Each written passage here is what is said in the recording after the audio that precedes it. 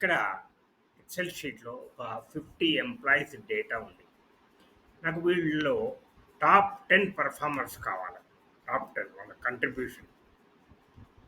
ఎట్లా తెలుస్తది మనకు? ఇక్కడ ఎఫ్ కాలమ్‌లో పెర్ఫార్మన్స్ స్కోర్ ఉన్నది. దానిలో టాప్ 10 మనకు కావాలి. ఎట్లా తెలుసుకుందాము? ఫస్ట్ దీన్ని ఎక్సెల్ టేబుల్ ఫార్మాట్‌లోకి మారుద్దాం. Excel table control T. ఈ చెక్ బాక్స్ ఎప్పుడు క్లిక్ అయి ఉండాలి.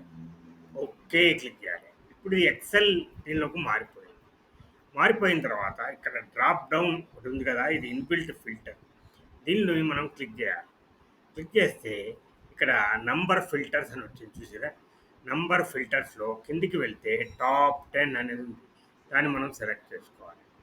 మళ్ళీ అడుగుతుంది టాప్ 10 ఆటో ఫిల్టర్ కావాలన్నా మనకు ఇక్కడ మనం పెంచుకోవచ్చు, తగ్గించుకోవచ్చు. టాప్ 5, టాప్ 20 ఏదైనా కావచ్చు. మనకు టాప్ 10 కావాలి కాబట్టి ఓకే అనాలి. చూసారా టాప్ 10 వాళ్ళవి మనకు వాళ్ళ పర్ఫార్మెన్స్ స్కోర్ వచ్చింది. దీన్ని మనం సార్ట్ చేసుకుంటే దీన్ని మనం ఇక్కడ సార్ట్ చేస్తే sort from largest to smallest చేస్తే స్మాలెస్ట్ టు లార్జెస్ట్ అయ్యింది. లార్జెస్ట్ టు స్మాలెస్ట్ కూడా చేసుకోవచ్చు.